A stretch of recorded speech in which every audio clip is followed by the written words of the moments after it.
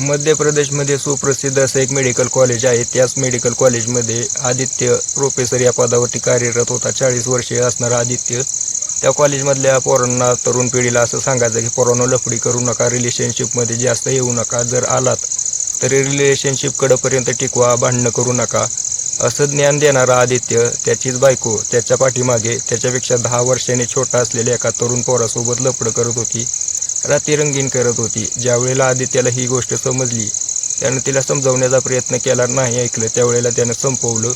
काय आहे पूर्ण घटनाक्रम या व्हिडिओमध्ये मी तुम्हाला सांगणार आहे. व्हिडिओला लाईक करा, शेअर करा, चॅनल सबस्क्राईब नक्की करा. नमस्कार मित्रांनो, या स्टोरीची सुरुवात 2009 पासून होते. ज्यावेळेला आदित्य त्याचं शिक्षण पूर्ण करून पुढील शिक्षणासाठी आणि नीटची परीक्षा देण्यासाठी इंदोरला येतो, त्याचा अभ्यास करण्यासाठी. इंदोरला आल्यानंतर सुरुवातीला तो आदित्य जो आहे एक छोटीशी खोली बघतो. खोली बघितल्यानंतर पहिल्या वर्षी तर त्याचं आसपास कुठं लक्ष नव्हतं. त्याचं एकच लक्ष होतं, टार्गेट होतं की नीट परीक्षा क्लिअर करणे. प्रत्येक वर्षी 1 मार्कानं 2 मार्कानं परीक्षा हुकायची त्याची. तसा तर तो हुशार होता, पण अचानक छोट्या गावातून मोठ्या शहरामध्ये आलेला. गावामध्ये छोटंसं कॉम्पिटिशन काय नसायचं, 10-5 पोरं. शहरामध्ये हजारो लाखो पोरं तिथं अभ्यास करण्यासाठी यायची. त्याच्यामध्ये आदित्यचा निभाव काय लागेना. आदित्यचा निभाव लागेना म्हटल्यानंतर आदित्यला असं समजलं की ज्या ठिकाणी तो राहतोय, रामकृष्णच्या घरी राहतोय, तो रामकृष्ण खोली मालक होता. त्या खोली मालकाची एक मुलगी आहे, ती रीमा, पण नीटचीच परीक्षा देते आणि तिचंही 1 मार्कानेच पेपर जातोय. तीही हुशार आहे. त्यानं असा विचार केला की जर आपण दोघांनी मिळून अभ्यास केला तर दोघांची ही परीक्षा क्लिअर होईल. त्यामुळे तो काय करतो की रीमासोबत ओळख वाढवतो.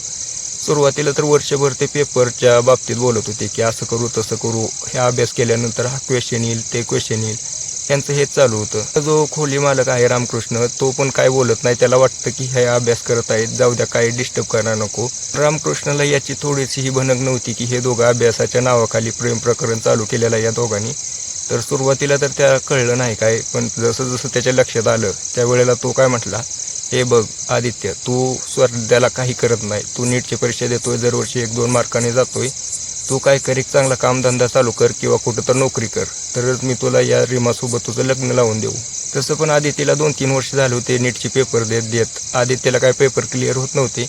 आदित्यनं विचार केला की आता आपण हे सगळं सोडून द्यावं, एखादी छोटीशी नोकरी करावी, रीमासोबत लग्न करून आपला संसार थाटावा, असा विचार करून आदित्यनं 2010 मध्ये एका कॉलेजमध्ये जॉब पकडला. जॉब पकडल्यानंतर त्याची सुरुवातीला तर 8-9 हजार सॅलरी होती, पण 2010च्या मानाने ही सॅलरी बरी होती. त्यावेळेला रीमाचे वडील जे होते रामकृष्ण, त्यांनी आदित्य आणि रीमाचं लग्न लावून दिलं. आदित्य पण तिथेच सेटल झाला इंदोरमध्ये सेटल झाल्यानंतर आदित्य प्रोसेस करत करत नवीन जॉब करत एकदा मेडिकल कॉलेजमध्ये सेटल झाला. मेडिकल कॉलेजमध्ये 2024 मध्ये त्याला प्रोफेसर हे पद दिलं. पद दिल्यानंतर आदित्य खूप खुश झाला. घरी आल्यानंतर बायकोसोबत सेलिब्रेट केलं. पण तुम्हाला सांगतो, यांच्यामध्ये अधूनमधून खटके उडायचे, भांडण व्हायची सारखी. एक छोटीशी मुलगी होती त्यांना, पण त्या मुलीसाठीच ते दोघं एकत्र राहिलेले होते, नाही तर हे दोघे अगोदरच वेगळे झाले असते. आदित्य बाहेरून दिसायला शांत वाटायचं, सगळ्या माणसांना वाटायचं की वा, काय भारी आदित्य आहे. पण आदित्य मनातल्या मनात एवढा खवीस, एवढा कपटी आणि एवढा रागीट माणूस होता ना, तो रीमाने ओळखला होता. त्या रीमाला म्हणायचा की मी जे बोलतोय तेच कर, मी जे सांगतोय तेच खा, मी जे सांगतोय तेच घाल कापडं. त्यामुळे ही रीमा कंटाळी होती. रीमा काहीच इज्जत करत नव्हता तो आदित्य. त्यामुळे रीमानं विचार केला होता, बास, आता जास्त झालं याचं, आता याच्यापासून तर काय आपल्याला सुटका मिळवावंच लागणार आहे. 2024च्या एंडमध्ये एक नवीन जोडीदार शोधायला चालू केला. असा जोडीदार जो की रीमाचा आदर करेल, रीमाला चांगलं बोलेल आणि रीमावर काही बंधन नाही घालणार, असा एक जोडीदार मिळाला रीमाला. त्याचं नाव होतं रमेश. रमेश एक कॉलेजमध्ये शिकणारा पोरगा होता. त्या रमेशला रीमा खूप आवडलेली होती आणि रमेशला तिची परिस्थिती माहिती होती. त्यामुळे तो रमेश जो आहे त्या रीमाला चांगल्या पद्धतीने वागवायचा. ती रीमा जी आहे ना, त्या रमेशवर तेवढी भाळून गेली होती ना, तिला दिवस कळत होता ना रात्र कळत होती. रमेश आणि रीमा या दोघांचं कायम चालू असायचं. हळूहळू आदित्यला कळू लागलं की या दोघांमध्ये काय चालू आहे. त्यावेळेला आदित्य काय म्हटला की मी सगळ्या गावाला ज्ञान देतो की असं करू नका, असं करा, आणि माझीच बायको माझ्याच पाठीमागे माझ्यासोबत असा धोका करत आहे.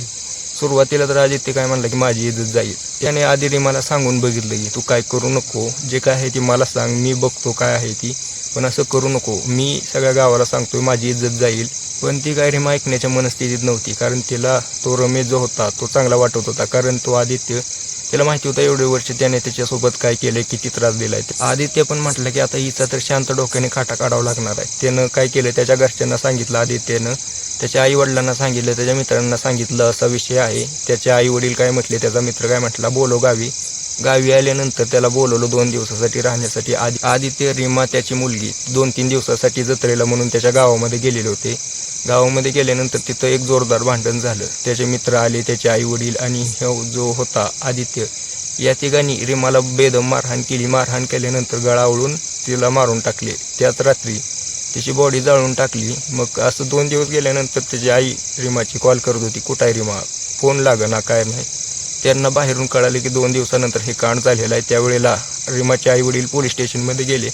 पोलीस स्टेशनमध्ये गेल्यानंतर त्यांच्या विरोधात 302 एक कलम लावण्यात आलं. आदित्य, त्याचे आई वडील आणि त्याचे मित्र या सगळ्यांना अटक केलेली आहे. आता आदित्य तर सुरुवातीला कबूल करत नव्हता, पण सुरुवातीला ज्या वेळेला पोलिसांनी त्यांची ताकद दाखवली, आदित्यनं कबूल केलं. तर आता तुमचं काय म्हणणं आहे, यामध्ये चूक कोणाची, आदित्यची का रीमाची का त्या रमेशची? मला कमेंट करून नक्की सांगा.